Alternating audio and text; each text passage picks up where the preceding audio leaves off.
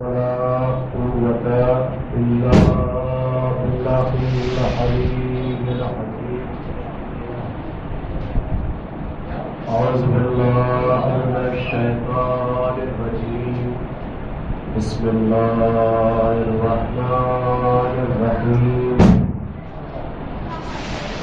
الحمد لله الذي هدانا لهذا وما كنا لنهتدي لولا أن هدانا الله. لقد جاءت رسل ربنا بالحق ثم الصلاة والسلام على مولانا صاحب الدعوة النبوية وصولة الحيدرية وعصمة الفاطمية وصلح الحسنية وشجاعة الحسينية وعبادة السجادية والمعاصر الباقرية والعلوم الجعفرية والحلم القاسمية وحجة وزنية وجبات وقبية ونقابة نقبية وهيبة عسكرية وهيبة نافية. اللهم صل على محمد وآل محمد. أما بعد فقد قال رسول الله صلى الله عليه وآله وسلم بسم الله الرحمن الرحيم. إني تارك فيكم الثقلين كتاب الله الرفيق وهل الفيض صلى الله عليه وسلم.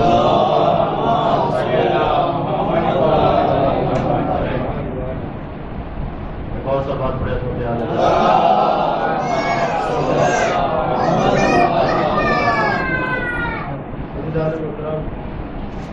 بزرگان ملت، محترم سامعین کرام، اداکاران سید الشہداء،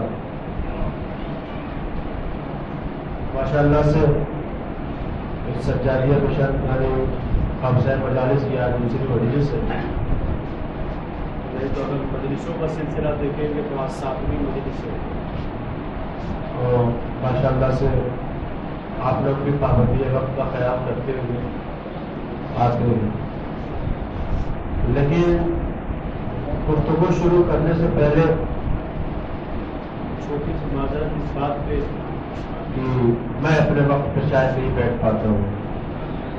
اس کی وجہ یہ ہے کہ مجلس اپنے وقت پر شروع نہیں ہو پاتی. اور مجلس اپنے وقت پر شروع ہو جائے تو پیشخوانی کرنے والے حضرات مختلف شعراء کرام جو جہاں پہ رہتے ہیں ان کو بھی اختصار سے کام لینا چاہیے تاکہ جتنے پڑھنے والے ہیں سب پڑھ لیں اور سب کو موقع بھی مل جائے اور اس کے بعد مولانا کا بھی نمبر آ جائے. سوال پڑے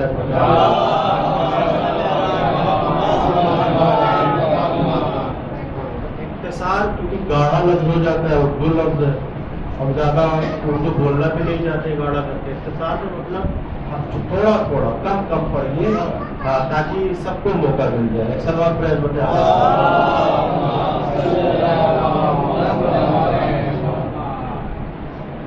عزیزان محترم، حدیث وہی ہے کہ جو روز آپ کے سامنے تلاوت کی جاتی ہے جس کو ہم نے اپنی مجلس میں موضوع بنایا ہے کہ یقیناً اللہ کا رسول ارشاد فرما رہا ہے میں تمہارے درمیان 2 غیر قدر چیزیں جا رہا ہوں، چھوڑے جا رہا ہوں. ایک اللہ کی کتاب، دوسرے میرے اہل بیت میری طرف. ہمیشہ ان سے اپنے آپ کو وابستہ رکھنا، کبھی ان سے جدا مت ہونا، کبھی ایک کو چھوڑ کے ایک پر عمل نہ کریں. اور یقیناً یہ ایسے ہے کہ یہ تم کو ساتھ لے کر چلیں گے وہاں تک جب تک یہ حوض کوثر پر دونوں مل نہ جائیں. عزیزان محترم، ماشاء اللہ سے پراشور ماحول میں جہاں پر یہ منحوس بیماری چل رہی ہے پوری دنیا میں اور وہاں پر ماشاء اللہ سے عزاداری سید الشہداء برپا ہو رہی ہے. یہ شہزادی کی دعا ہے، آل محمد کی کرامات ہے کہ مجالس سید الشہداء برپا بھی ہو رہی ہے اور عزادار بھی آ رہے ہیں، مجلس بھی اپنے وقت پر ختم ہو جاتی ہے. کتنی بڑی یہ عنایت ہے آل محمد کی کہ ان کے نام پہ مجلس ہو رہی ہے، امام حسین کے نام پہ مجلس ہو رہی ہے، تو یقیناً ان کی عنایت ہے، اور وقت کا امام بھی دیکھ رہا ہے، حجت خدا ہے۔ اس وقت روئے زمین پر میں نے عرض بھی کیا تھا کہ خود ہمارے اور آپ کے آخری امام امام مہدی علیہ السلام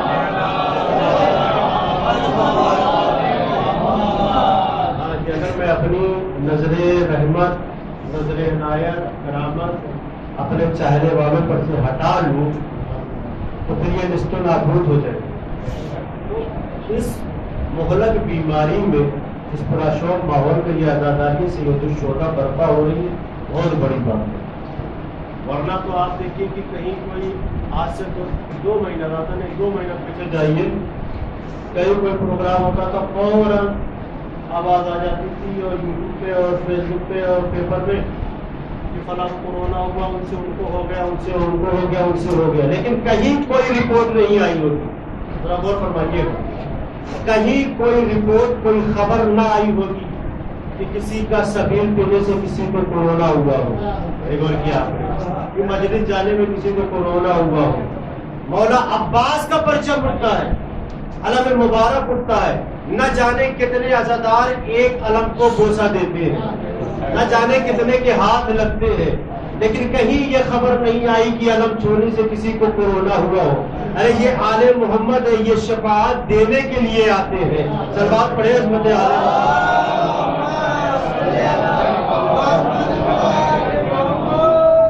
تو جب ابتدائی گفتگو ہے، دھیرے دھیرے لوگ آ بھی رہے، تو میں تو کرتا چلوں۔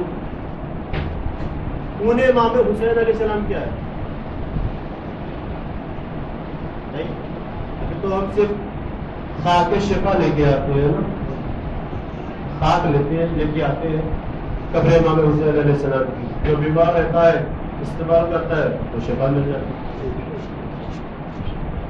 روایت میں ہے کہ ان شہادت امام حسین کے بعد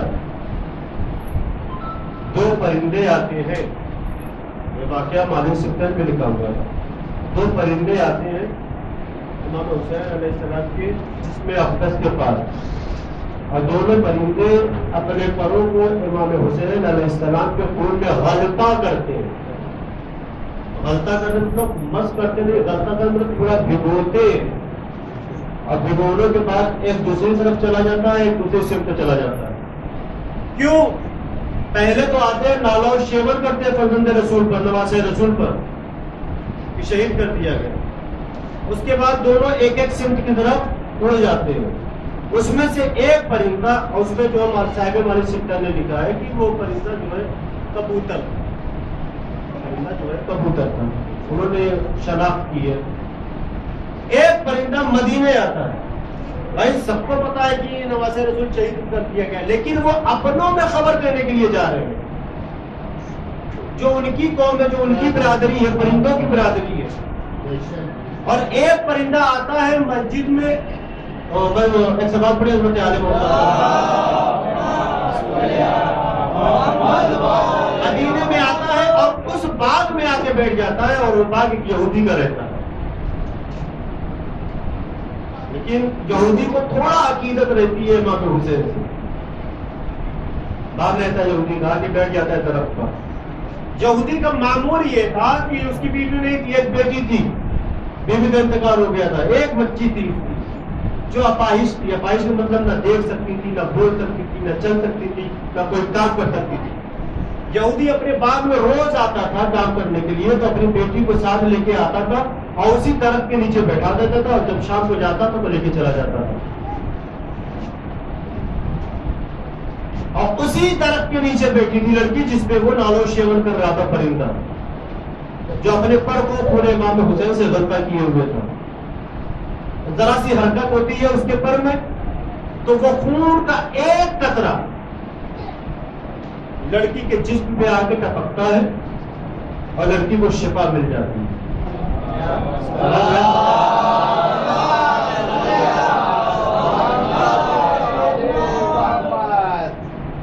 جب تھوڑی دیر کے بعد اس نے محسوس کیا کہ شاید ہمارے اندر جو ہے بدلاؤ ہوا ہے کسی قسم کا، اور میں دیکھ بھی رہی ہوں کہ یہ باغ ہے, یہ درخت بھی لگے ہوئے ہیں, یہ چھوٹے چھوٹے حشرات الارض بھی چل رہے ہیں, کیڑے مکوڑے. تو تھوڑی دیر کے بعد اس کا باپ آیا تو پہچان نہیں پایا کہ یہ ہماری بیٹی ہے. بھائی وہ حسین و جمیل بھی ہو گئی, خوبصورت بھی ہو گئی پہلے سے, اور اس نے انکار کر دیا کہ تم کون ہو. کہا بابا میں آپ کی بیٹی ہوں. کہا یہ کیسے ہوا؟ تو بتایا کہ اوپر سے خون کا ایک قطرہ ٹپکا. جب یہودی نے پتا کیا تو یہ بات جو ہے محمد حنفیہ تک پہنچی. جناب محمد حنفیہ جو مولا علی کے بیٹے تھے,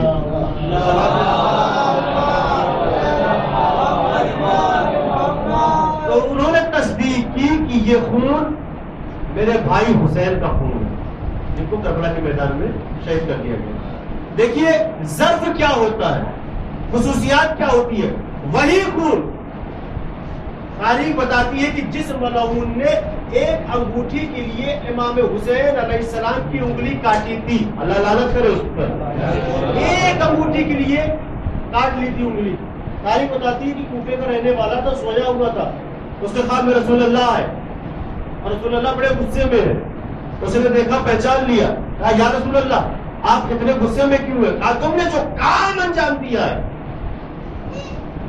اور یقیناً روز ہمیشہ تجھے ایسی دردناک سزا ملے گی کہ کوئی بچانے والا تجھ کو نہ ہو, لیکن اس سے پہلے ایک سزا تجھے ملے گی. کیا یا رسول اللہ کون سی سزا ملے گی؟ میں نے کیا کیا ہے؟ کہا تم نے میرے نواسے کی انگلی کاٹی ہے, وہ بھی شہادت کے بعد ایک انگوٹھی کے لیے, ایک انگوٹھی کے لیے. تاریخ میں لکھا ہے کہ رسول اللہ کے ہاتھ میں نہ جانے کیا تھا, یا اس کو بول دیا چھوٹی سی شیشی تھی کہ رسول اللہ نے اس کو کھولا, اس کی آنکھ میں ڈال دیا. اب بعد میں جب اس کی تصدیق کی گئی تو وہ بھی خون حسین تھا. غور نہیں کیا آپ نے, ادھر بھی خون باغ میں بھی خون حسین ہے, ادھر بھی خون حسین ہے, لیکن تاثیر ظرف کے حساب سے ہوتی ہے. تاثیر ظرف کے حساب سے ہوئی, شفا ظرف کے حساب سے ملی.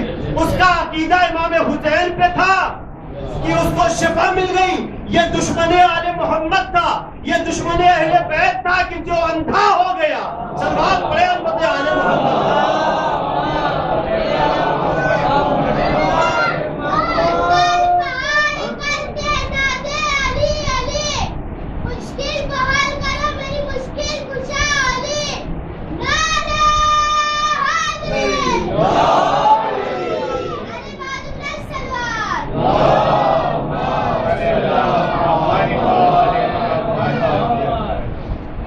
تاثیر ظرف کے حساب سے ہوئی ہے. اس کا ظرف کچھ اور تھا, اس کے باپ کا کچھ ظرف اور تھا, بیٹی کا ظرف کچھ اور تھا تو شفا ملی. اس کا ظرف کچھ اور تھا, اس کو سزا ملی. ہے خون حسین لیکن ظرف بتاتا ہے کہ شفا کسے ملی. یقیناً ہم مجالس سید الشہداء میں بیٹھے ہیں, لیکن ہم کو بھی دیکھنے کی ضرورت ہے کہ ہمارا بھی ظرف کیا ہے.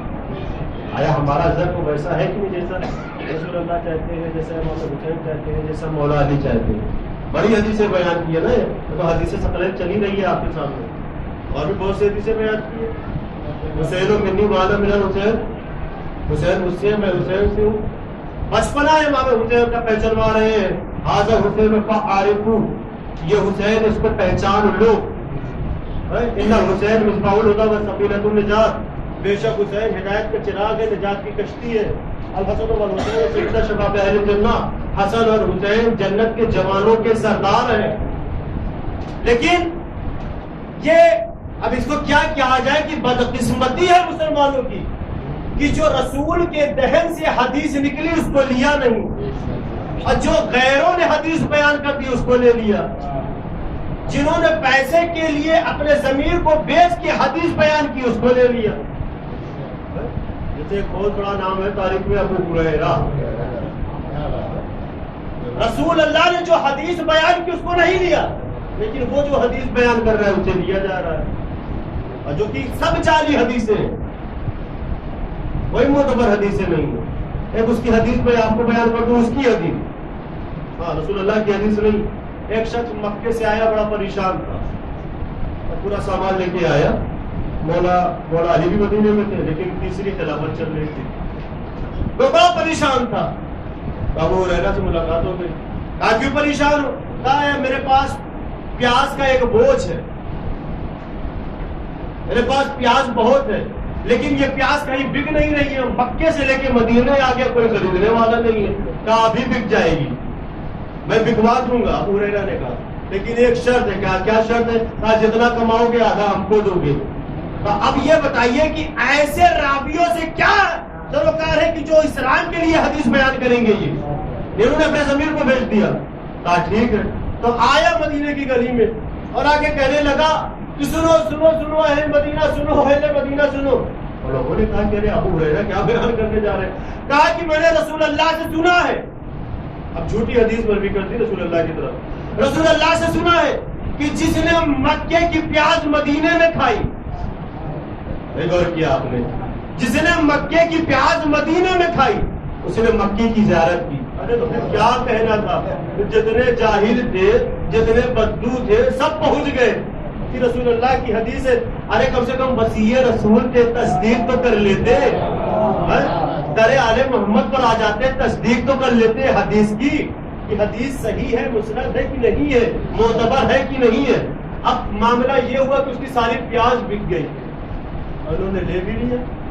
جتنا معاملہ ہوا تھا. تو یہ ایسے راوی ہے کہ جنہوں نے حدیثوں کو بنا بنا کے اور اپنی طرف سے من گڑت جو ہے بنا کے پیش کیا ہے. اور جب کسی نے ابو ہریرہ سے پوچھا کہ یہ بتاؤ کہ تم کو اتنی زیادہ حدیثیں کیسی یاد ہو گئی, تم کو اتنی زیادہ حدیثیں کیسے؟ بھائی جو وصی رسول ہے, آج کا مسلمان جو آج کا جو نیا راوی ہے, نیا رائٹر ہے, وہ یہ بیان کرتا ہے کہ چوتھے خلیفہ علی ابن ابی طالب سے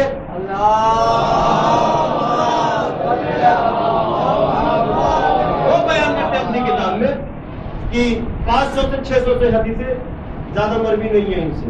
لیکن وہی ابو ہریرہ کا تذکرہ کرتا ہے کہ 6000 سے زیادہ حدیثیں انہوں نے بیان کی. تو کسی چاہنے والے نے پوچھ لیا صحابی رسول میں سے کہ یہ بتاؤ اتنی زیادہ حدیثیں تم نے کیسے یاد کر لی؟ کیا ہوا یہ تھا کہ جب رسول اللہ زندہ تھے تو ایک عورت آئی اور ان کی خدمت میں ایک پیالہ لے کر آئی, ایک کوزہ لے کر آئی جس میں دودھ رکھا ہوا تھا. کہا یا رسول اللہ میں نے آپ کی نظر مانی ہے, اس دودھ کو نوش فرما لیجیے, چکھ لیجیے, پی لیجیے.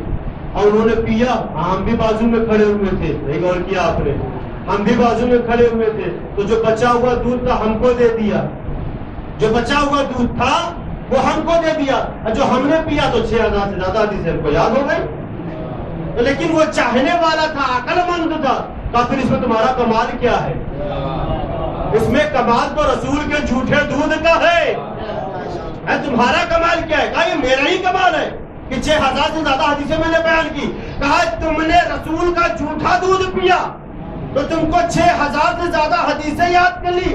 اور وہ بچہ جو 3 دن کا ہے, جو کعبے سے نکلا تو آگوش رسالت میں آیا اور آنے کے بعد رسول کی زبان کو چوسا, تو چوسنے کے بعد کہا کہ یا رسول اللہ بتائیے کیا سناؤں؟ توریت سناؤں, انجیل سناؤں, زبور سناؤں یا پوری قرآن سناؤں؟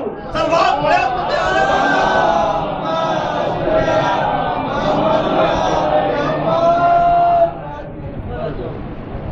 تو یہ اس طریقے سے دین کا مذاق بنایا گیا. کل کچھ باتیں اس سلسلے سے عرض بھی کی تھی. اس طریقے سے دین کا مذاق بنایا گیا. جو دین رسول اللہ نے پیش کیا, آل محمد نے پیش کیا, اس کو ہم لے نہیں گئے. بار بار رسول اللہ ارشاد فرما رہے ہیں کہ ان سے جدا نہیں ہونا, ان سے جدا نہیں ہونا, ان سے کنیکٹ رہنا. یاد رکھنا کہ یہ محمد ہے اور وقت کے محمد ہے. میں نہ رہوں لیکن یہ محمد رہیں گے. اس لیے کہ ہمارا پہلا بھی محمد ہے, ہمارا اوسط بھی محمد ہے, ہمارا آخر بھی محمد ہے. سب کے سب یہاں پہ محمد ہے, سب برابر ہیں. آپ تاریخ اٹھا کے دیکھ لیجئے, آپ دنیا کا مشاہدہ بھی کر لیجئے کہ کوئی چیز برابر نہیں ہے. بھائی ہاتھ کی 5 انگلیاں برابر نہیں ہے. کوئی اعلیٰ ہے تو کوئی ادنا ہے, کوئی امیر ہے تو کوئی غریب ہے, کوئی کچھ علم حاصل کیا ہے, کسی نے کچھ علم حاصل کیا ہے. بھائی نبی یعقوب نبی کے 12 بیٹے, لیکن 12 بیٹے برابر نہیں ہیں. 11 بیٹے کچھ اور ہیں, یوسف کچھ اور ہے. کیسے سن رہے ہیں بھائی؟ 11 بیٹے کچھ اور ہیں، یوسف کچھ اور ہے، لیکن آل محمد کو دیکھا گیا سب کے سب محمد، سب کے سب برابر ہے۔ سلمان بھائی عظمت عالیہ،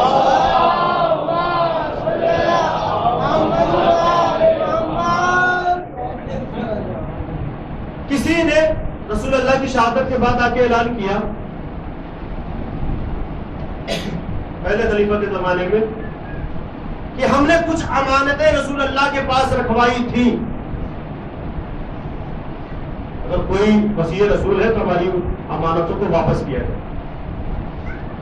بہت سے ایسے تھے کہ جنہوں نے رسول اللہ کے پاس اپنی امانت رکھوائی تھی، لیکن رسول اللہ کی شہادت کے بعد وہ لوگ بیچارے آئے، بہت سے کو ملا، بہت کو نہیں ملا۔ جو صحیح راستے پر پہنچ گیا اس کو ملا، اور جو راستے کو تلاش کرتا رہا اس کو نہیں ملا۔ ایسا بات بڑے عظمت عالیہ۔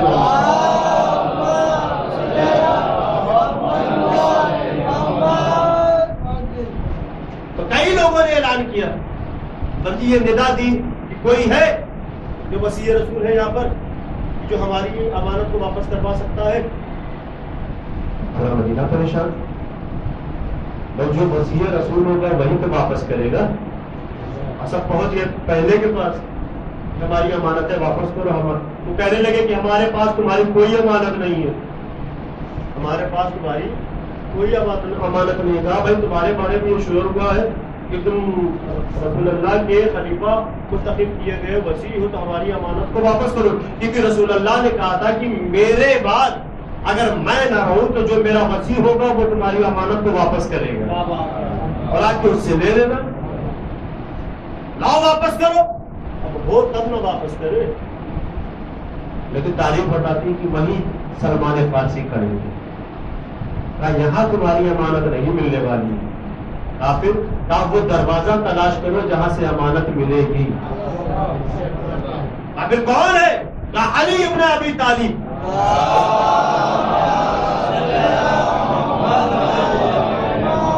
سلمان لے کے آئے، کہا مولا کچھ کہہ رہے کہ رسول اللہ کے پاس ان کی امانتیں تھیں اور یہ کہہ رہے کہ ہماری امانت کو واپس کیا جائے، ہم نے رسول کے پاس رکھوائی تھی بطور امانت، کہ ہم واپس آ جائیں گے تو اپنی امانت کو لے لیں گے۔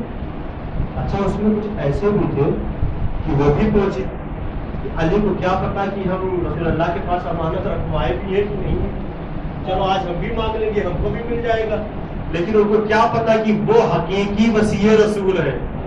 جاؤ تو صحیح، جھوٹ بولو تو صحیح۔ اچھا جنہوں نے جو کہا مل گیا، مولا علی نے واپس لوٹا دیا، لیکن کچھ ایسے بھی تھے کہ جو جھوٹ بولے، مولا نے کہا کہ رکھا ہے اٹھا لو، اگر تمہاری امانت ہے تو اٹھا لو۔ تاریخ بتاتی ہے کہ وہ اٹھانے کے لیے جھکے، لیکن سامان اتنا وزنی ہو گیا کہ وہ اٹھا نہ پائے، لیکن دوسری روایت یہ بھی ملتا ہے کہ ان کے ہاتھ سامان سے چپک گئے، ہاں لاکھ کوشش کرنے لگے لیکن وہ اپنے ہاتھوں کو چھوڑا نہ پائے، کہنے لگے ابو الحسن یہ کیا ماجرا ہے؟ کہا تم جھوٹ بول رہے ہو، تم جھوٹ بول رہے، کہا کیسے پتا؟ کہا جن کی امانتیں تھی جو چپ چاپ لے کے چلے گئے وہ سچ بول رہے تھے، جو جھوٹ بول کے آئے ان کی امانتیں نہیں ہے بلکہ یہ سامان چپک کے بتا رہا ہے کہ یہ جھوٹ بول رہے ہیں۔ صلوات پڑھے عظمت عالیہ۔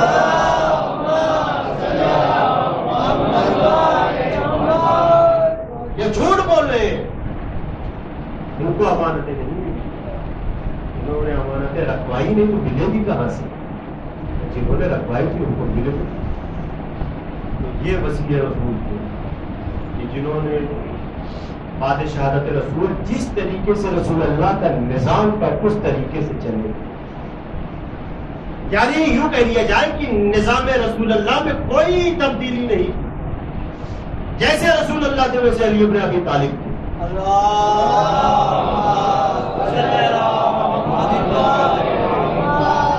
ہم کو یہ محسوس ہو رہا ہے کہ تھوڑا سا سر جو ہے جھکا جھکا ہے، واقعی تھوڑا بھاری بھاری ہے، لیکن دیکھیے میں نے کہا نا کہ ہر چیز برابر نہیں ہوتی ہے، ہر دن کی مجلس بھی ایک جیسی نہیں ہوتی ہے، ہاں کبھی تولا رہتا ہے کبھی تبرہ رہتا ہے، سلوات پڑھے۔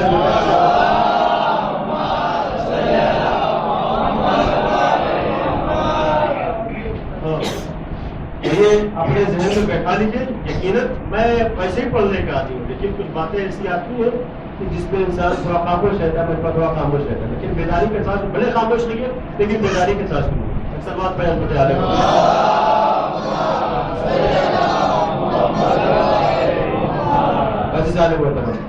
ملائکہ ان کے قصیدے پڑھ رہے ہیں، فرشتے ان کے قصیدے پڑھ رہے ہیں، جبریل خود ان کا قصیدہ پڑھ رہا ہے، قرآن خود ان کا قصیدہ پڑھ رہا ہے، چاہے وہ امام علی ہو، چاہے امام حسن ہو، امام حسین، سب نے قصیدے پڑھے اور سب نے اپنی آنکھوں سے دیکھا بھی ہے، لیکن انکار کرتی ہے۔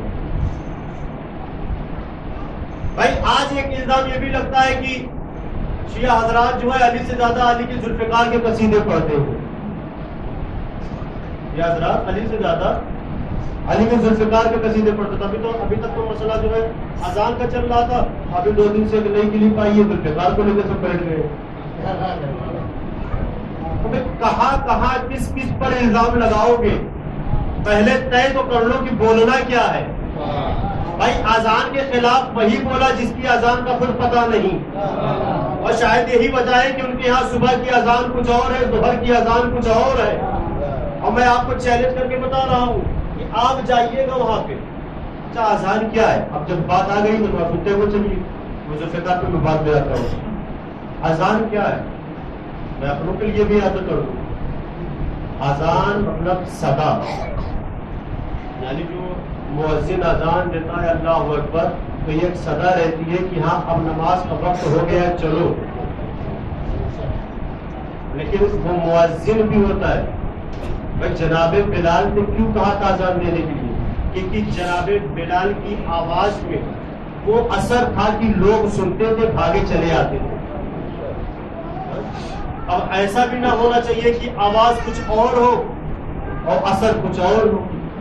بس آیت اللہ شیخ سعدی نے جب کسی جگہ تبلیغ کرنے گئے تو پتا چلا کہ ایک شخص اذان دے رہا تھا اور اتنی خطرناک طریقے سے اذان دے رہا تھا جس کو نہیں پڑھنا تو وہ بھی پہنچ گیا۔ اور دوسرے دن شیخ سعدی نے کہا کہ بھائی تم یہ اذان کس لیے دیتے ہو؟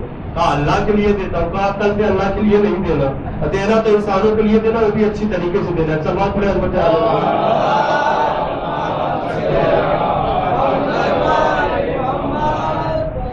آپ ان کے یہاں جا کے تلاش کریے گا۔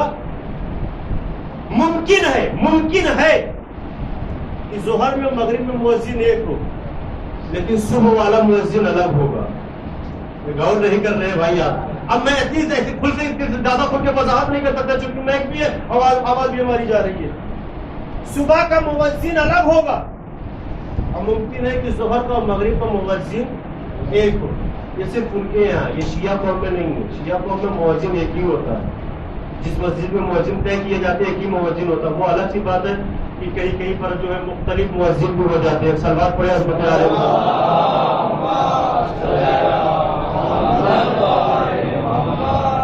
اس لیے کہ میں نے ابھی کہا تھا وضاحت کر دوں کہ صبح کی اذان کچھ اور ہے، ظہر کی اذان کچھ ہے۔ بھائی ہم نے ایک ہی کو اپنا خلیفہ مانا ہے رسول اللہ کے بعد، وہ خلیفہ بلا فصل علی ابن ابی طالب ہے۔ اس لیے ہمارے یہاں تینوں وقت علی کا نام لیا جاتا ہے، کوئی رد و بدل نہیں، کوئی تغیر نہیں، کوئی بدلاؤ نہیں، کوئی چینجنگ نہیں۔ جو اذان وہاں سے شروع ہوئی وہ اذان ابھی تک قائم ہے، اور جنہوں نے غدیر کو بھلا دیا ان کی اذان کا کوئی بھروسہ نہیں۔ صبح میں الصلاۃ خیر من النوم ہے، اکثر بات پڑھے حضرت آل محمد۔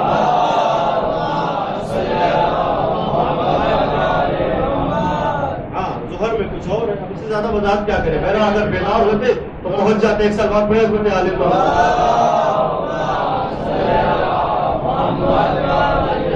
اب ایک الزام آتا ہے کہ شیعہ حضرات جو ہے علی سے زیادہ ذوالفقار کے قصیدے پڑھنے لگے، جو ذوالفقار کی نہ کوئی عظمت ہے نہ کوئی منزلت ہے۔ اچھا ٹھیک ہے، چلو ذوالفقار کی کوئی عظمت نہیں، کوئی منزلت نہیں، اتنا تو مانتے ہیں کہ ذوالفقار آئی ہے وہاں سے، تو کچھ تو تصدیق بھی کرتے ہیں، کچھ تصدیق بھی نہیں کرتے ہیں۔ کہا چلو ٹھیک ہے، ہم یہ بھی مانتے ہیں کہ ذوالفقار کی کوئی منزلت نہیں، کوئی اہمیت نہیں ہے، لیکن اتنا یاد رکھنا ذوالفقار علی کے پاس آئی ہے، تمہارے بزرگوں کے پاس نہیں آئی ہے۔ بھائی خاموشی سے آپ سن رہے ہیں بھائی، اسی ذوالفقار کے لیے آیت بھی ہے 27ویں پارے میں، خود اللہ تعالیٰ ارشاد فرما رہا ہے وَلَوْ أَنزَلْنَا حَدِيدًا وَفِيهِ بَأْسٌ شَدِيدٌ وَمَنَافِعُ لِلنَّاسِ۔ ہم نے خاص لوہے کو نازل کیا ہے جس میں روب ہے، جس میں سختی ہے، اور منافع للناس، اور لوگوں کے لیے فائدہ ہے۔ اب تلاش کرو کہ وہ لوہا ہے کیا، لوہا کس شکل میں نازل ہوا؟ لوہا کیا کوئی آئرن مشین ہے، یا کوئی توپ ہے، یا کوئی بڑا اسلحہ ہے؟ تلاش کرو۔ لیکن تاریخ بتاتی ہے لوہا نازل ہوا تو وہ بھی جنگ احد میں نازل ہوا۔ بلو انزلنا حدیدہ، حدید کے معنی لوہا کے ہوتے، اور ہم نے نازل کیا لوہے کو، بلو انزلنا حدیدہ وفی ہے باز شدیدہ، اور جس میں روب ہے، جس میں جلال ہے، جس میں سختی ہے، وہ منافع للناس، اور لوگوں کے لیے فائدہ ہے۔ تو تلاش کرو کہ ایسا کون سا لوہا ہے کہ جو اوپر سے آیا ہے، جس میں روب بھی ہے، سختی ہے، اور لوگوں کے لیے فائدہ ہے۔ تو تاریخ نے لکھا اور لکھنا پڑا کہ جب جنگ احد میں، اس سے پہلے ذوالفقار نازل نہیں ہوئی ہے۔ سلمان پڑھے عظمت آل محمد۔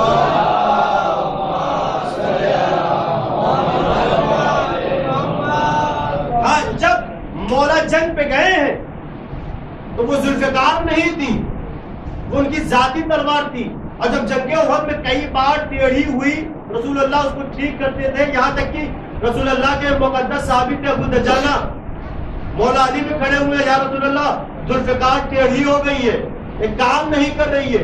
ابو دجانہ آئے تو انہوں نے بھی یہی شکایت کی، یا رسول اللہ میری ذوالفقار جو ہے کام نہیں کر رہی ہے۔ تو ابو دجانہ کے لیے یہ ملتا ہے کہ رسول اللہ نے اپنے رسالت سے، یعنی اپنے ہاتھ کو، اپنے دست مبارک کو ابو دجانہ کی تلوار پہ ہاتھ رکھا، تلوار پھر سے اچھی ہو گئی، اور کہا کہ ابو دجانہ جاؤ لڑو۔ لیکن مولا کھڑے رہے، رسول اللہ کچھ نہ بولے۔ جب نہیں رسول اللہ سے پوچھا گیا ہو آج یہ خاموشی کیسی ہے، کہا خبردار، علی جہاں سے آئے ہیں تلوار بھی وہیں سے آئے گی۔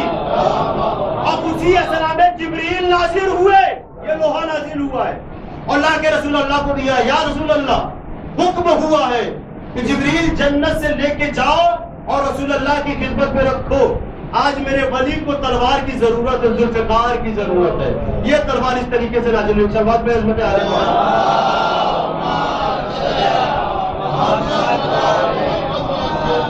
فارسی میں ایک شعر ہے، اسب و زن و شمشیر وفاداری کسے دی؟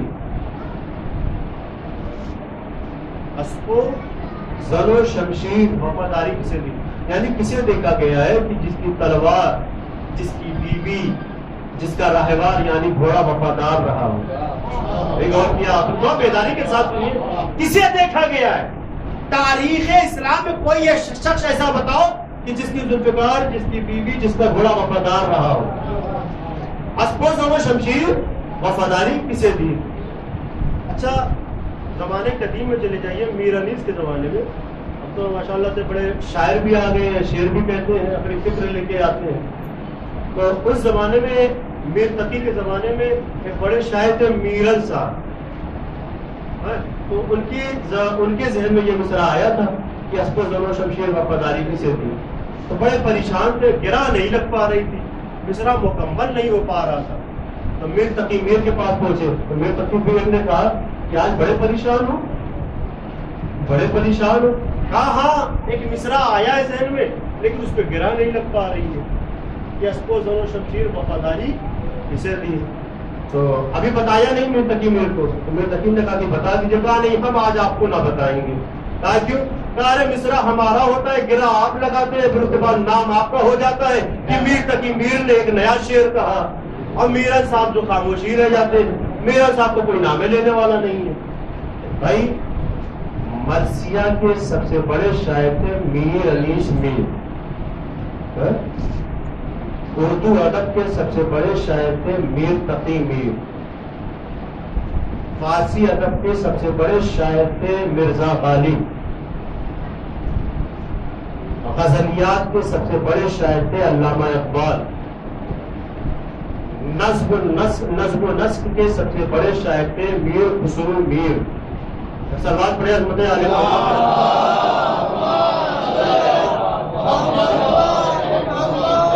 یہ ایسے شاعر تھے کہ ان سے پوچھ لو فارسی میں جو وزن ہوتا ہے، بیت کسے کہتے ہیں، بیت کسے کہتے ہیں، مثنوی کسے کہتے ہیں، قرآن کسے کہتے ہیں، یہ ساری چیزیں ان کو فرد کسے کہتے ہیں؟ یہ شعر کی ایک زبان ہے جس میں انسان جب شعر کہتا ہے تو وہ اس طریقے سے کہتا ہے. بہرحال بات کو زیادہ طولانی نہ کروں تو کہا کہ سنا دیجئے. کہا نہیں سنائیں گے. کہا نہیں سنا دیجئے. کہا ایک شخص بلکہ اپنا نام نہیں بتانا. اچھا جو شاعر حضرات بڑے شاعر ہوتے ہیں, جو ادبی شاعر ہوتے ہیں, ان کے سامنے مثال لے کے جائیے نا تو 2 منٹ میں آپ کا کام پورا کر دیں گے. ہو گیا, لے کے جائیے آپ محفل پڑھ دیجئے, نام آپ کا ہو گیا. تو میرا صاحب نے کہا ٹھیک ہے میں بیان کر رہا ہوں. اسب و زر و شمشیر وفاداری کسے دید یعنی دیکھنا, دیدن یعنی دیکھنا فارسی لفظ ہے. کسے دیکھا گیا ہے کہ جس کا گھوڑا بھی وفادار رہا ہو, جس کی تلوار بھی وفادار رہی ہو, جس کی بیوی بھی وفادار رہی ہو. جیسے ہی میرا صاحب نے کہا اسب و زر و شمشیر وفاداری کسے دید, فوراً میر تقی میر نے کہا واللہ علی دید علی دید علی دید.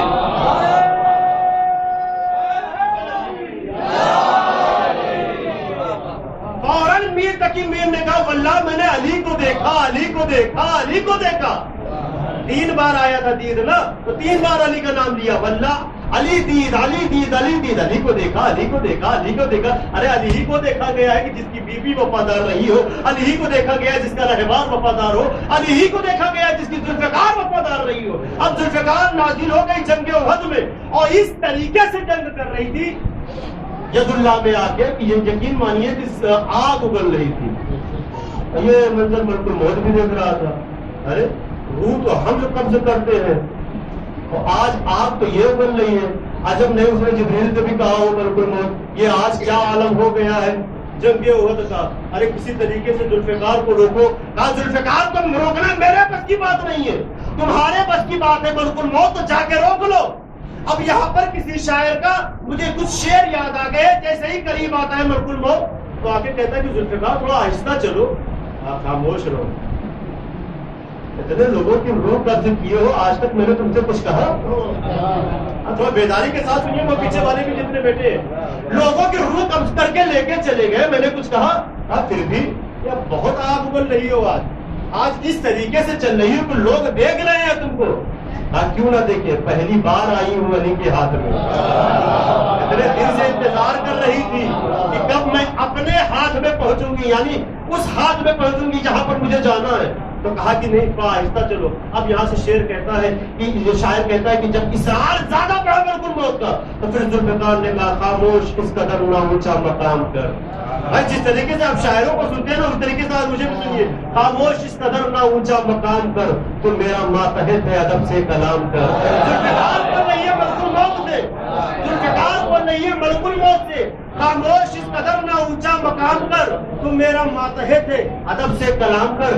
واجب ہے تجھ پہ آج میرا احترام کر,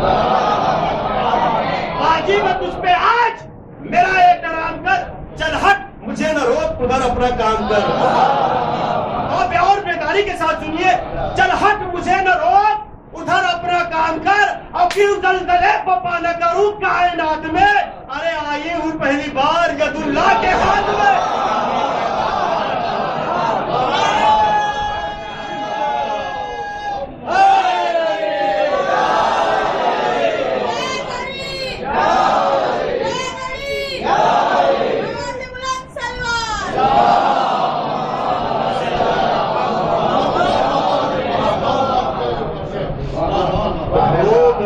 سختی ہے وفی ہے باسو شدیدہ, جس میں روب ہے جس میں سختی ہے. خاموش اس قدم نہ اونچا مقام کر, تو میرا ماتحت ہے ادب سے کلام کر. واجب ہے تجھ پہ آج میرا احترام کر. چل ہٹ مجھے نہ روک ادھر اپنا کام کر. اس زلزلے پپا نہ کروں کائنات میں. آئی ہوں پہلی بار ید اللہ کے ہاتھ میں. یہ روب تھی یہ سختی تھی, وہ منافع للناس, اور لوگوں کو یہ فائدہ کیسا بھیا ذوالفقار کا فائدہ کیسا نہیں فائدہ تھا. فائدہ کیا تھا یہ دیکھیے, علی کا صدقہ تھا, ذوالفقار کا صدقہ تھا. جب جنگ فتح ہو جاتی تھی تو جو مال غنیمت آتا تھا لوگوں میں تقسیم ہوتا تھا, لوگوں کو ملتا تھا تو لوگوں کو فائدہ ہوتا تھا. وہ منافع للناس, اور لوگوں کے لیے فائدہ. بھائی جب جنگ خیبر فتح ہوئی تھی نا تو وہ جو دروازہ توڑا گیا تھا وہ سونے کا دروازہ تھا. دیکھیے اس کو بھی میں رکوں گا. جو ذمہ داری ہے جہاں پہ تھوڑی سی کمی ہوتی ہے نا وہ میں واضح کرتا ہوا چلوں. آج کے ہمارے جو ذاکر حضرات ہوتے ہیں جب کہ خیبر پڑھتے ہیں نا تو اتنا جوش میں پڑھتے ہیں کہ مولا علی گئے اور خیبر کو پکڑا، دروازے کو پکڑا، پکڑنے کے بعد اس کو اکھاڑا، اب اکھاڑنے کے بعد پھینک دیا ہوا میں، اور ایسا پھینکا کہ آج تک آیا ہی نہیں واپس، اور نہ جانے کہاں اڑ رہا ہے دروازہ۔ ان کے مطابق نہیں، روایت جو معتبر روایت یہ ہے کہ مولا نے دروازے کو اکھاڑا، اکھاڑنے کے بعد خندق پر رکھا، جو خندق کھودی گئی تھی لوگوں کے آنے جانے کا راستہ بنایا، اور جب فتح ہوئی دروازے کو پھر سے صحابہ کی مدد سے اٹھایا گیا، رسول اللہ کی خدمت میں لایا گیا، رسول نے حکم دیا مال غنیمت ہے، سونے کا ہے تو اس کو، اور اتنا توڑا گیا، اتنے ٹکڑے کیے گئے کہ ہر صحابی کو سونا ملا جس نے شرکت کی تھی۔ اب نہیں معلوم کہ جنگ خیبر میں کتنے سپاہی تھے رسول اللہ کی لشکر کے، جتنے سپاہی تھے اتنا جو ہے سونا پہنچا ہے، لیکن یہ کریم ابن کریم ہے کہ انہوں نے عطا کر دیا۔ سبات پر عظمت عالی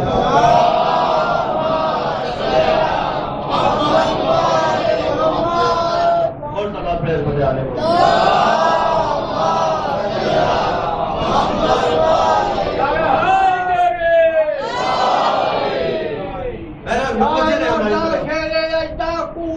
پروردگار شاہ مردہ شیر اجدا قوت پروردگار لا فتح الا علی لا سیف الا ذوالفقار۔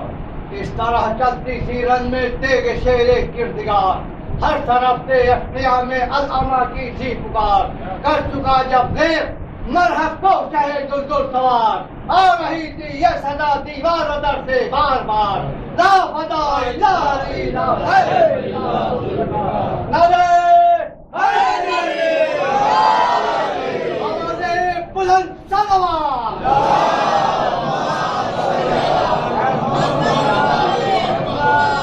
اب تو آپ کو اور بیدار رہنے کی ضرورت ہے۔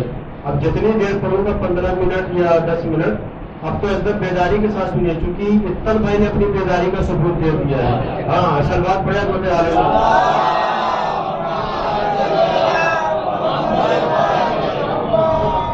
اب لیٹ بیدار ہوئے لیکن بیدار ہو گئے، اصل بات بڑے ہوتے آ رہے۔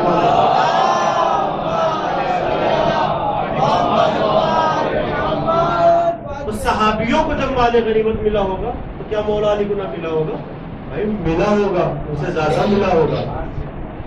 بھائی علم بردار ہے، کمانڈر ہے فوج کی، تو بڑا حصہ ہوگا۔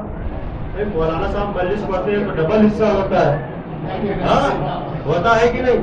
بہرحال وہ مولا تھے، جنگ کی انہوں نے، علم بردار تھے، کمانڈر تھے۔ سلوات پڑھیں حضرت علی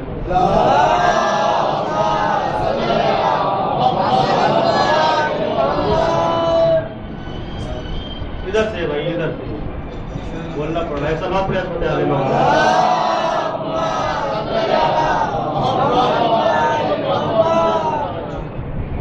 ایک اور سلوات پڑھیں حضرت علی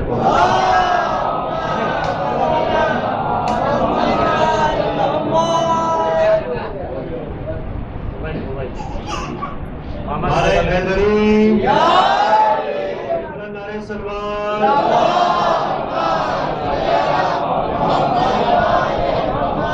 نا بیدار ہو جائیے، اب جو ہونا تھا ہو گیا، بیدار ہو جائیے۔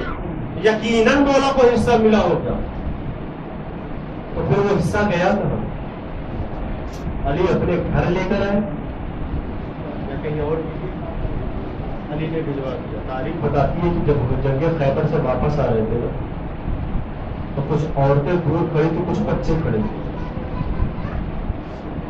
جناب کمبر قریب آئے اور آ کے کہنے لگے مولا ان عورتوں کی فریاد ہے۔ کیا فریاد؟ یہ کہہ رہے ہیں کہ ہمارے گھر میں کئی دنوں سے فاقہ ہے، کچھ کھانے پینے کو نہیں، آپ مولا ہیں ہمارے فاقے کو دور کریے۔ اتنا مال غنیمت ملا تھا، تاریخ بتاتی ہے کہ مولا علی نے کمبر کے حوالے کر دیا، کمبر جاؤ ان بچوں میں ان عورتوں میں تقسیم کر دو۔ کریم اتنے کریم ہے، بنا مانگے عطا کر دیتے ہیں، سخی اتنے سخی ہیں، دے دیتے ہیں۔ یہاں سے سنیے کہ یہ بھی یاد رکھیے کہ سخاوت کے 4 درجے بھی ہیں، پہلا کریم، دوسرا سخی، تیسرا بخیل، چوتھا لئیم۔ ظاہر سی بات ہے کہ بعد مجلس کوئی کہہ بھی سکتا ہے کہ مولانا صاحب کریم و سخی تو سمجھ میں آیا، چلو بخیل بھی سمجھ گئے، یہ لئیم کیا ہوتا ہے؟ یہ تو آج ہم نے نیا سنا، یہ لئیم کیا ہوتا ہے؟ آل محمد نے آپ کو عطا کیا ہے، آل محمد نے آپ کو نوازا ہے، تو کبھی پیچھے مت ہٹیے۔ اللہ کی مخلوق پہ آپ عطا کریے، انہوں نے آپ کو عطا کیا تو آپ بھی دیجیے، لیکن اللہ کی مخلوق سے پیچھے نہ کیے۔ یہی سب کچھ سیرت ہے آل محمد کی۔ در پہ آتے ہیں ذہن شاہ بھی سائل کی طرح، در پہ آتے ہیں شہنشاہ بھی سائل کی طرح، تاج اور تخت بنے ہیں تیری ٹھوکر کے لیے، سنگ کعبہ سے بھی زیادہ تیری ڈیوڑی کا وقار، سنگ کعبہ سے بھی زیادہ تیری ڈیوڑی کا وقار، ابو سے آتے فرشتوں نے تیرے در کے لیے آواز بلند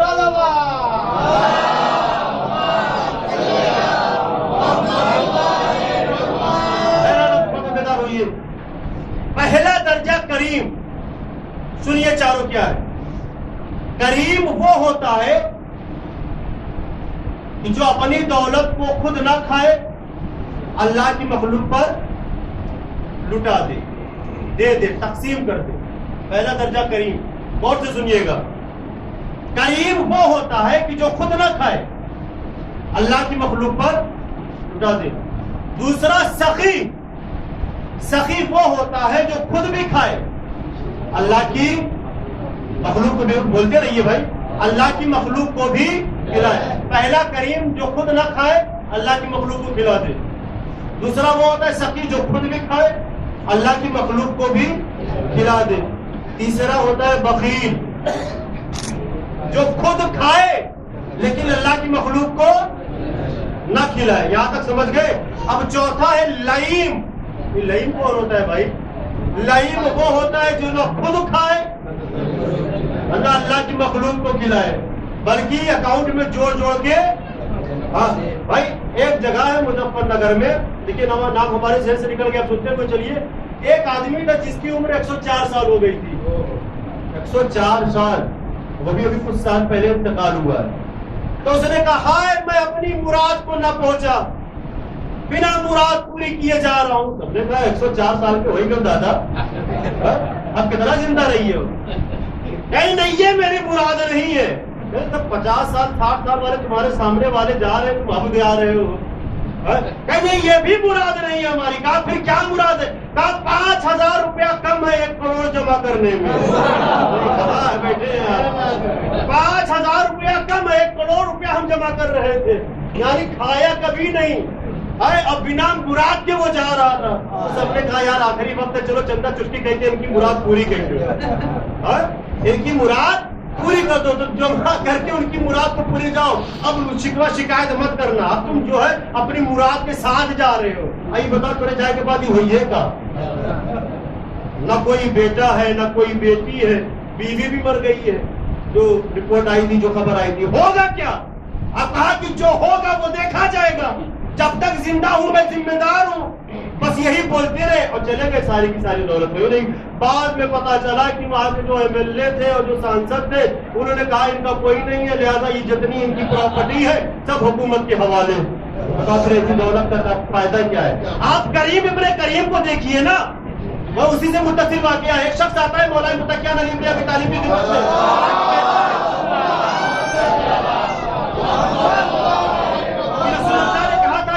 میں نہ رہوں گا، جو میرا نائب رہے گا، جو میرا وزیر رہے گا، جتنا میں نے تم سے وعدہ کیا اس سے بھاگ لینا، وہ عطا کر دے گا۔ کہا کتنا؟ تاریخ بتاتی ہے کہ 100 اونٹ یا 70 اونٹ، اور وہ بھی ہیرے جواہرات سے لدے ہوئے۔ کہا آپ وصیت رسول ہیں، آپ پورا کریے۔ مولانا نے کہا ٹھیک ہے، میں وصیت رسول ہوں، پورا کر کے دکھاؤں گا۔ بیٹا حسن جاؤ فلاں مقام پر، رسول اللہ کا عصا لے کر جاؤ، اور ایک جگہ ہے کہ وہاں پر مارنا، اور جب وہاں سے ایک رسی نکلے گی، اس رسی اس شخص کے ہاتھ میں تھما دینا، اور اسے کہنا کہ آگے پڑھتے رہو اور نظارہ کرتے رہو، نظارہ دیکھتے رہو۔ وہ شخص آیا اور امام حسن علیہ السلام لے کر گئے، مولا علی بھی ساتھ میں ہے، اور بابا کے کہنے کے مطابق امام حسن نے عصا کو مارا، اس زمین پر مارا کہ جہاں سے شگاف ہوا، وہ رسی نکلی اور اس شخص کے ہاتھ میں دیا، کہا اس کو لے کے کھینچتے رہو۔ اب جہاں تک وہ گیا پیچھے اونٹوں کی قطار نکلتی رہی، اور ایسی قطار نکلتی جو ہیرے جواہرات سے لدے ہوئے، یہاں تک کہ ان کی تعداد 100 سے بھی زیادہ ہو گئی۔ اللہ کو بھیجنا پڑ گیا جبریل کو، اے جبریل فوراً میرے ولی کے پاس جاؤ، کہیں ایسا نہ ہو کہ صبح قیامت تک عطا کرتا رہے، وہ لے کے جاتا رہے۔ شاعر بھی کیا خوب شعر کہتا ہے کہ احمد کے پسینے سے نبی بنتا ہے، اللہ جسے چاہے وہ ولی بنتا ہے۔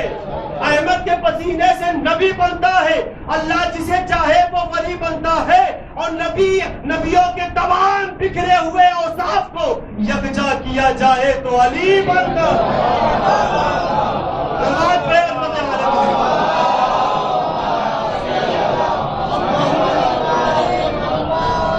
حیبت اچھائی غم پروردگار کی، حیبت اچھائی غم پروردگار کی، خود ہی الٹ گئی ہیں صفیں کار زار کی۔ جبریل کار رار میں آئے تو ہیں مگر چھپ چھپ کے دیکھتے ہیں چمک دل پسار کی۔ آواز بلند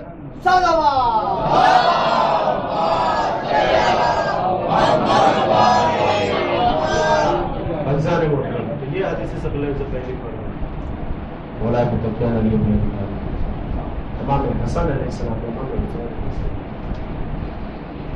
آپ ان کی سیرت کو اپنائیے، ان کے کردار کو اپنائیے۔ میں نے کسی مجلس میں عرض کیا تھا کہ چھٹے امام نے کہا ہے نا کہ یقیناً ہمارے چاہنے والے ہمارے لیے باعث فخر ہے، لہٰذا وہ کام کرو کہ مولا کے لیے باعث شرمندگی کا سبب نہ بنے، لہٰذا وہ کام کر جاؤ کہ وقت کا امام خود آ کے کہے کہ ہاں اگر تمہارے اعمال بلند ہیں، تمہارے کردار بلند ہیں، تمہارا عقیدہ مستحکم ہے، تو وقت کا امام خود ملنے کے لیے آئے گا۔ تو پوچھا کرتے کل رضو ہوگی، انشاءاللہ کل رضو ہوگی۔ ابھی امام کیا بات ہے، کیا کربلا والوں میں حجت خدا نہ تھی؟ روایتوں میں لکھا جاتا ہے کہ 30,000 کا لشکر، 40,000 کا، 1 لاکھ کا لشکر آیا تھا کیا تھا، کیا وہ امام حسین علیہ السلام کو نہ سمجھتے تھے؟ چلو شام کو چھوڑ دیا جائے، جو شام کے آئے تھے ان کو تو بچپنے سے ہی پڑھایا گیا تھا یہ علی جو ہے مافیا کے دشمن ہے، معاذ اللہ علی بے نوازی ہے۔ اب امام حسین علیہ السلام جب کربلا کے میدان میں آئے تھے تو شام والوں کو کیا کہہ کے لایا گیا کہ ایک خارجی خلیفہ یزید کے مقابلے پر آیا، اللہ لعنت کرے ایسے لوگوں نے جو پورے شام میں یہ خبر نہ مسائل کی طرف آ گئے، پورے شام میں یہ خبر پھیلائی گئی، لیکن نام بھی بتایا گیا کہ وہ خارجی کون ہے، چونکہ اگر نام بتاتے تو نام سے تصدیق ہو جاتی، بس یہ بتایا گیا کہ خارجی ہے، تو خلیفہ یزید کے مقابلے پر آیا، پورے شام والے آ گئے، سب یزیدی سب یزید کے حامی تھے، لیکن وہیں پر کربلا میں دیکھیے کہ جو امام حسین علیہ السلام کے ساتھی تھے ان کا عزم کیا تھا، ان کا معیار کیا تھا، ان کا مرتبہ کیا تھا۔ شب عاشور سن چکے ہیں نا آپ کہ امام حسین علیہ السلام بیٹھے ہوئے ہیں، تو کیا کہہ رہے ہیں، وہ جو ہے جون سعید مسلم ابن اوس، جاؤ تم لوگ چلے جاؤ، میں ہاتھ اٹھا لیتا ہوں، میں تمہاری شفاعت کا ذمہ دار ہوں، اتنا یاد رکھو یہ ہمارے خون کے پیاسے ہیں، تمہارے خون کے پیاسے نہیں، تمہارے حجت پوری کی، چلے جاؤ۔ لیکن ایسے صحابی تھے، ایسے معیار والے تھے، مرتبے والے تھے، اپنی جگہ بیٹھے رہے، ہلے گئے۔ امام حسین علیہ السلام نے کہا اگر اجالے میں جانے میں شرم آتی ہے تو لوگ میں چراغ کو گول کر دیتا ہوں، رات کی تاریکی میں چلے جاؤ، لیکن جب واپس چراغ کو روشن کیا تو کیا دیکھا کہ ہائے جتنے ساتھی تھے، جتنے چاہنے والے تھے، سب نے نیام سے تلواریں نکال کے اپنے سروں پر رکھ لی تھی، اے مولا 70 بار قتل کیا جائے، شہید کیا جائے، 70 بار زندہ کیا جائے تو ہم چاہنے والے آپ کی نصرت سے پیچھے نہ ہٹیں گے. اجرکم اللہ. مولا آپ کو کوئی غم نہ دے سوائے غم سید الشہداء کے. نصیحتیں کرتے رہے امام حسین علیہ السلام فوج اشقیاء کو، لیکن نصیحتوں کا کوئی اثر نہ ہوگا. کیوں؟ کیونکہ ان کے شکم مال حرام سے بھر چکے تھے. اور یہاں تک کہ روز عاشورہ امام حسین علیہ السلام کو شہید کر دیا جاتا. جب جناب سید سجاد کی نظر پڑتی ہے بابا کے سر پر تو بس ایک ہی جملہ کہتے ہیں، بڈھی اماں آپ بن بھائی کے ہو گئی، میں یتیم ہو گیا. میرے پاپا کے سرپن میں جدائی ہو گئی.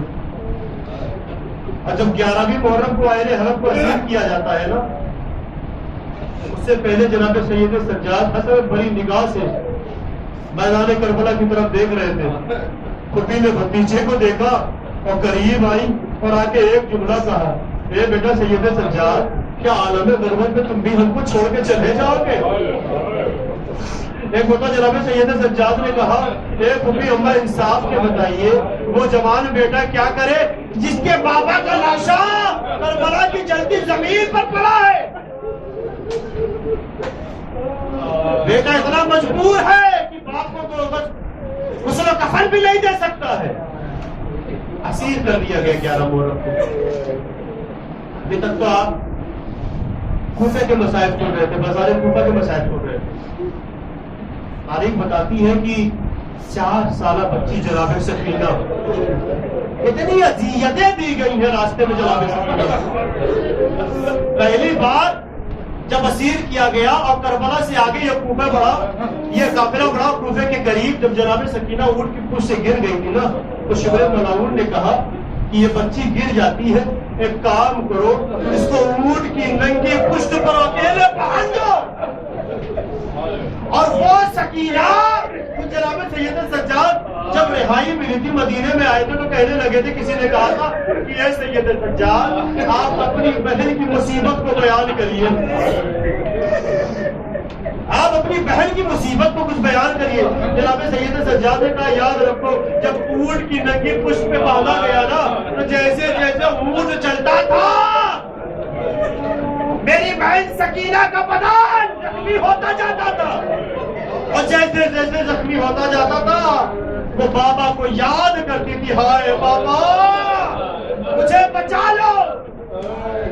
اور تاریخ بتاتی ہے کہ ایک جگہ بچی نے گریہ کیا تو قافلے کو روکا گیا. ایک راوی ہے، دیکھیے آج ہی میں یہ روایت پڑھ رہا تھا لیکن ذہن میں راوی کا نام نہیں ہے.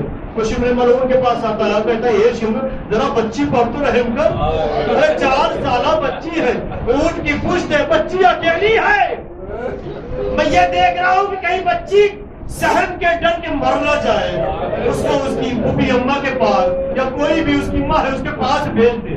بچی زارو قطار رو رہی تھی، ہائے بابا کہہ رہی تھی. اب سنیے یہاں سے یہ روایت سنیے.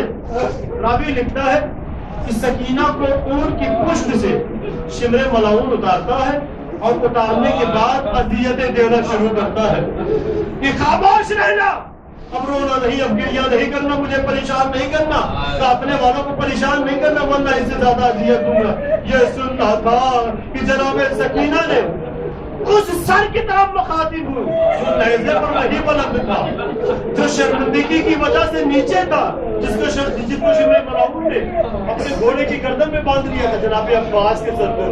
شرمندگی کی وجہ سے جناب عباس کا سر نیزے پر بلند نہیں ہوتا تھا. ایک مرتبہ جناب سکینہ چچا کے سر کی طرف مخاطب ہوئی، اے چچا ارے شمر ملاؤن مجھے اذیتیں دے رہا ہے. اے چچا آپ دیکھ رہے ہیں نا، آئے جناب عباس کا سر حرکت میں آ گیا، کبھی ادھر جاتا تھا داہنی طرف، کبھی بائیں طرف جاتا تھا. حضرت اللہ مولا کو کوئی غم کے سوائے غم سید الشہداء. جب شام کے قریب پہنچا یہ قافلہ، تاریخ بتاتی ہے کہ ایک صحابی رسول جس کو سہل ابن سعد کے نام سے یاد کیا جاتا ہے، شام کے قریب ایک وادی ہے، شامی میں آتی ہے وہ وادی، وہ جگہ. سہل ابن سعد کہتے ہیں کہ میں اپنے ایک نصرانی دوست کے ساتھ مکہ معظمہ کی زیارت کے لیے جانا چاہتا تھا کہ جیسے ہی میں نے اپنے گھر کے باہر قدم رکھا تو میں نے کیا دیکھا کہ ہائے شام والے نئے نئے لباس پہن کے شام میں ٹہل رہے ہیں اور ایک طرف سے ڈھول اور تاشے کی بجانے کی آوازیں آ رہی ہیں. سہل ابن سعد نے کہا یہ آج کوئی عید کا دن ہے؟ یہ کیا ہو گیا ہے؟ یہ خوشی کیوں منائی جا رہی ہے؟ ایک مرتبہ ایک شامی نے کہا کہ ایک خارجی تھا کہ جو یزید ملعون میں اپنی طرف سے کہہ رہا ہوں یزید خلیفہ کے مقابلے میں آیا تھا, اس کو شہید کر کے اس کی ناموس کو اسیر کر کے شام لے کے آیا گیا. ایک مرتبہ سہل ابن سعد چوکے اور چوکنے کے بعد کہا کہ اس خارجی کا نام کیا تھا؟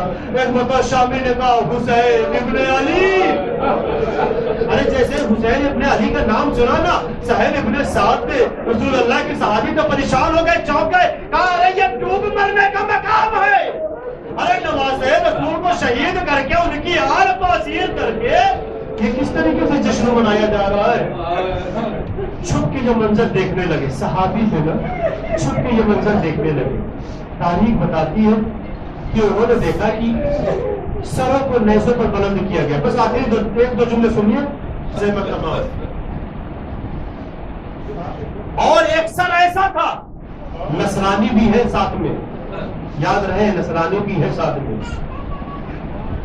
سہل ابن سعد نے دیکھا کچھ بیبیاں ہیں جو اونٹ کی پشت پر سوار ہیں, جن کے ہاتھ پسے پشت باندھے ہوئے ہیں, گریہ اور زاری کر رہی ہیں. اور اس میں سے ایک بیوی تھی جو بڑے کثرت سے ہائے عباس کہہ کے رو رہی تھی. میں سب کے تاپ نہ لا سکا, میں تھوڑا سا قریب گیا اس بیوی کے بعد. سہل ابن سعد کہتے ہیں میں تھوڑا سا قریب گیا اور قریب جانے کے بعد میں نے کہا اے بیوی آپ کون ہیں اور اس طریقے سے آپ عباس کا نام لے رہی ہیں؟ تو اس نے کہا کہ ہاں تم نے پہچانا نہیں, میں علی کی بیٹی کلثوم ہوں. ارے کیوں نہ گریہ کروں؟ نامحرموں کے مجمع میں مجھے اس طریقے سے لایا گیا. میں اپنے بھیا عباس کو یاد کر رہی ہوں, ہائے میرا عباس میرا شہر زندہ ہوتا نا تو ان لوگ کی مجال نہیں تھی کہ اس طریقے سے مجھے قید کرتے. سہل ابن سعد کہتے ہیں کہ مجھ سے یہ منظر دیکھا نہ گیا. میں ذرا سا اور پیچھے گیا تو میں نے کیا دیکھا کہ ہائے ایک قیدی ہے جس کے ہاتھوں میں اختریاں, پیروں میں بیڑیاں ہے. جب میں نے غور سے دیکھا تو میں نے محسوس کیا کہ یہ تو حجت خدا ہے اس وقت, یہ حسین ابن علی کے بیٹے ہیں. میں قریب گیا اور جانے کے بعد کہا السلام علیکم یا رسول اللہ. بھرے مجمع میں جناب سید سجاد نے جیسے ہی سنا کہ ہائے کسی نے مجھ کو سلام کیا, پریشان ہو گئے. کربلا سے لے کے کوفہ تک, کوفے سے لے کے شام تک کسی نے مجھے سلام نہ کیا. یہ کون ہے کہ جو مجھے سلام کر رہا ہے؟ جناب سید سجاد نے ادھر ادھر دیکھا, سہل ابن سعد قریب گئے اور جانے کے بعد کہا اے مولا, اے آقا, میں سہل ابن سعد آپ کے نانا کا صحابی ہوں. ارے جیسے ہی صحابی کو دیکھا سہل ابن سعد کو دیکھا, کہا اے سہل ابن سعد یہ تم ہو؟ کہا مولا میں ہوں لیکن مجبور ہوں. یہ کس طریقے سے آپ کو قید کیا گیا؟ ساری باتیں ہو جاتی ہیں نا. ایک مرتبہ سہل ابن سعد سے کہتے ہیں اے سہل ابن سعد میں تم سے کوئی فرمائش نہ کروں گا, مولا ہے جناب سید سجاد ہے, ہاتھوں میں ہتھکڑیاں ہیں, پیروں میں بیڑیاں ہیں. کیا کہتے ہیں اے سہل ابن سعد تمہارا مکان اسی شام میں ہے نا, میں کچھ نہ کروں گا, بس ایک التجا ہے, اگر وہ پوری کر دو تو میں تمہارا شکر گزار رہوں گا. کہا اے مولا آپ حجت خدا ہے, حکم کرے میرے لیے, بس میں نے ختم کیا. کہا اے سہل ابن سعد جاؤ اور ہو سکے تو کچھ چادریں لے کے آ جاؤ اور لا کے میری ماں کو میری پھپھیوں کو دے دو تاکہ وہ اپنا پردہ کر لے. ارے سہل ابن سعد اپنے گھر پہ آتے ہیں, کچھ چادر لے کے آتے ہیں, لیکن شمرے بلاوری کی نظر پڑتی ہے. وہ حکم دے دیتا ہے کہ سہل ابن سعد کو گرفتار کرو اور یہ چادریں بیویوں تک نہیں پہنچنی چاہیے. اجر کو بل اللہ, بس میں نے ختم کیا. وہ نصرانی بھی تھا نا, نصرانی نے بھی دیکھا کہ ہائے یہ کیسا سر ہے کہ جس سے قرآن کی تلاوت سر حسین امام حسین علیہ السلام کے سر میں قرآن کی تلاوت کی تھی نا، نصرانی تھا. اب دھیرے دھیرے عقیدہ مضبوط ہوا. اس نے کہا کہ یہ کون ہے؟ سہل ابن سعد نے رو کے کہا یہ بھائی نصرانی، یہ حسین ابن علی ہے، یہ نواسہ رسول ہے جو قرآن کی تلاوت کر رہے ہیں. ایک بتا اس نے اپنے سر کو پیٹا، کہا میں نصرانی بھلے ہوں لیکن میں یہ جانتا تھا کہ یہ محافظ قرآن ہے، یہ قرآن کے اصل وارث ہے. یہ کیسے ہو سکتا ہے کہ ان کو شہید کر دیا جائے، ان کے سر کو نیزے پر بلند کیا جائے؟ تاریخ بتاتی ہے کہ وہ نصرانی تلوار لے کر آیا اور ان کے مقابلے پر آ گیا.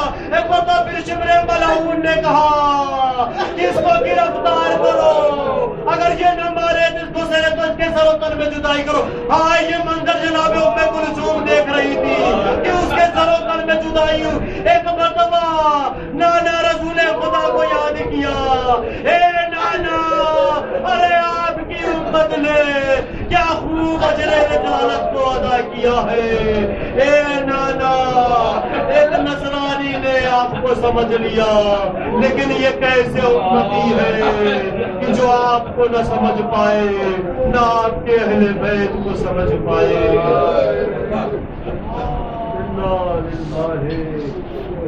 الیہ راجعون. رزم بقضائه وتسلیما لامره لا لعنۃ اللہ علی القوم الظالمین. یعلم الذین ظلموا انهم منقلبون ینقلبون. آپ حضرت سے گزارش ہے کہ مطلب سورہ الحمد کی مطلب سورہ اخلاص کی تلاوت فرما کر مرحوم سید قائم بیدی ابن حسن بیدی، مرحومہ حسن بادی بنت علی اختر، مرحوم محمد حسن ابن شفیق حسین، مرحوم مہدی حسن ابن اختر علی، مرحومہ عالیہ بیبی بنت علی اختر، مرحوم مسعود الحسن ابن سجاد حسین، مرحومہ تنیس بانو بنت اعجاز حسین، مرحومہ رسول بانی بنت ابن اعجاز حسین، اور جملہ مرحومین انہوں کو پردے سے کر دیجیے. اللهم صل على محمد وآل محمد.